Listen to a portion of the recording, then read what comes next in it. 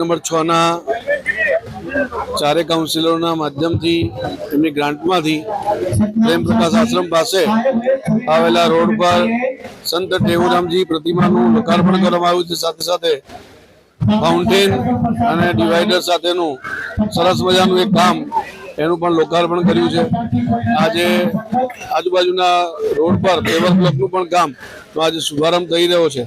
આ કાર્યક્રમમાં प्रेम प्रकाश आश्रमना श्री मुकेश साईजी पण उपस्थित था। महानगरना अमरा महामंत्रीश्रीओ, तमाम कार्यकर्ताओं, आ वोर्डना कार्यकर्ताओं अने लोको मोटी संख्या में उपस्थित था।